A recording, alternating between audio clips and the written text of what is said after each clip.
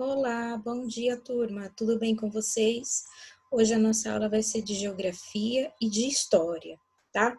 Em geografia, nós vamos trabalhar o potencial econômico das cidades, tá?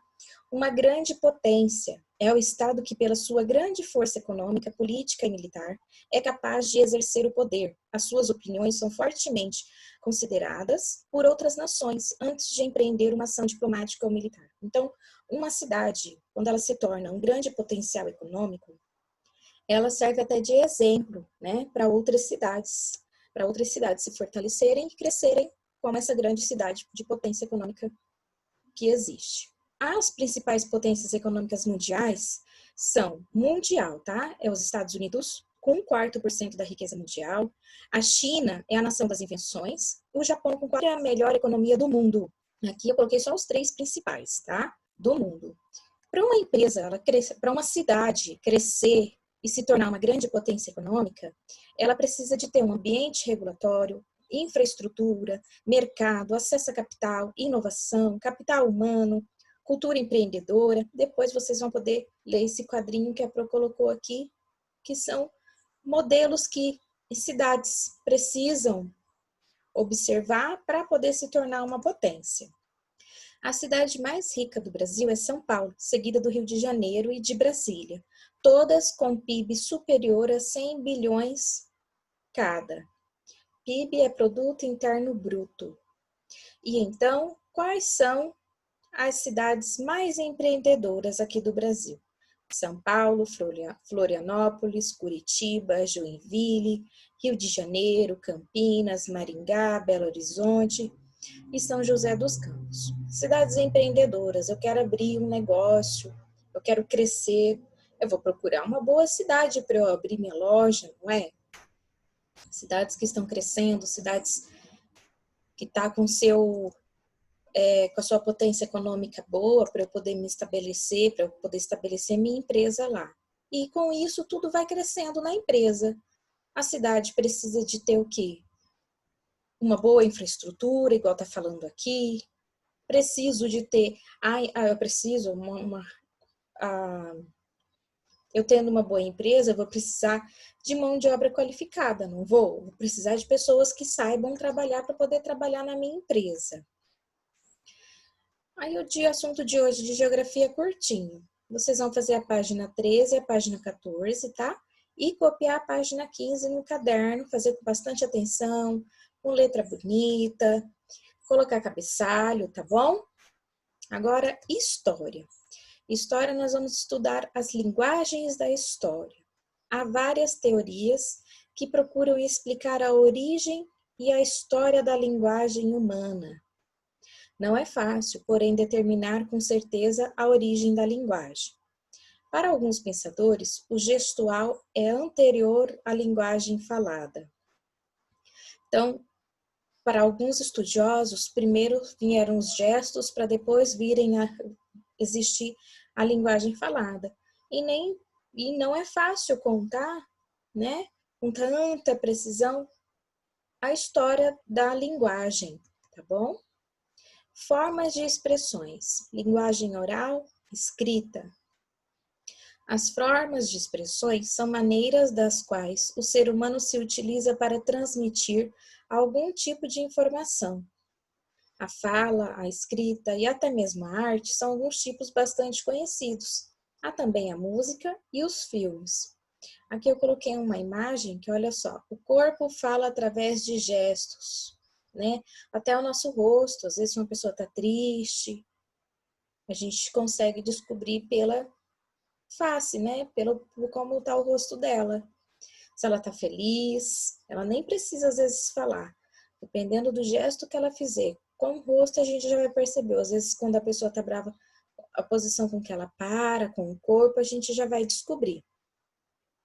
A chamada arte rupestre é um dos termos dados às mais antigas representações artísticas conhecidas, também considerada uma linguagem, tá? Então, olha só, aqui está uma pintura rupestre. Só que nem sempre a pintura rupestre foi, na época, sim, ajudava, mas nem todos poderiam entender o que a outra pessoa desenhava, né? Deixava registrado. Agora vem a parte da história da escrita.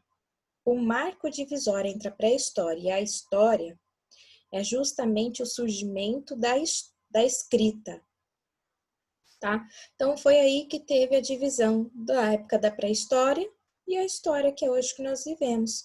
Foi o surgimento da escrita, tá? Que era o quê? Sua definição é uma codificação de sinais gráficos que propicia registrar a linguagem falada. Então, foi daí que começou a vir a escrita. Porém, antes veio em formas de desenhos, como a pintura rupestre, né? A transformação da escrita, pictogramas. Essas transições foram evidenciadas nos sinais deixados nas paredes das cavernas, mas elas não podem ser consideradas a escrita propriamente dita, visto que não seguiram uma forma padronizada de representação. Então, não tinha uma forma, né? Tá vendo só? Aqui é uma pintura rupestre, aqui de baixo, olha, tá? E aqui também são figuras que nós utilizamos no nosso dia a dia. Essas figuras aqui são chamadas pictogramas, que nós utilizamos até hoje, que só da gente olhar, ninguém precisa nem falar. Só da gente olhar aqui, ó, por exemplo, a gente já sabe que se indica a mulheres, né? Por exemplo, banheiro feminino. E aqui, a homens, tá? Escrita cuneiforme. A escrita cuneiforme é uma forma de escrita pictográfica, representação por desenhos. Aqui na imagem eu coloquei para vocês, que caracteriza o tipo de escrita feita com objetos em formato de cunha, por isso ser assim chamada. Era representada por cerca de 2.000 símbolos escritos da direita para a esquerda. Olha só, a escrita cuneiforme foi utilizada durante 3.000 anos, tá? Cerca de 15 diferentes línguas, incluindo o sumério, o sírio e o persa. Depois que ela se expandia pelo Oriente Médio, tá? Aí veio a escrita egípcia. Em linhas gerais, os egípcios desenvolveram 3 sistemas de escritas diferentes entre si. A primeira e mais importante delas é a hieroglífica, que era estritamente utilizada para a impressão de mensagens em túmulos e templos. Os escribas eram os únicos que dominavam, não era toda a população, que dominavam a escrita e a leitura, tá? Dos hieróglifos. Aí veio o nosso alfabeto. Por volta do século 8 a.C., os gregos adaptaram o alfabeto fenício para seu próprio idioma, criando no processo o primeiro alfabeto verdadeiro, no qual as vogais tinham um status igual ao das consoantes. As letras do alfabeto grego eram as mesmas do alfabeto fenício e ambos eram organizadas da mesma ordem. Então, tá aqui a imagem para vocês poderem visualizar melhor.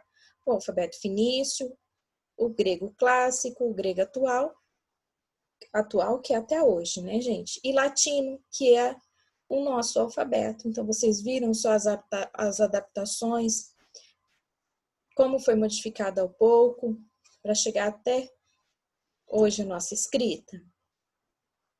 É claro que existe o chinês, o japonês, a maneira com que eles escrevem. Também tem a história das transformações, tá? Mas lá, a princípio, foi como aqui, como os desenhos, primeiro as pinturas rupestres, veio os pictogramas, a escrita cuneiforme, tá? Que aqui, ó, tô falando. Outras formas de escritas eram desenvolvidas no Egito e na China, tá? E o nosso desafio vai ser fazer as páginas 10 até a página 13. Fazer com bastante dedicação, tá bom? Amanhã eu vou passar a correção e quem tiver dúvida pode falar com a Pro sim, tá?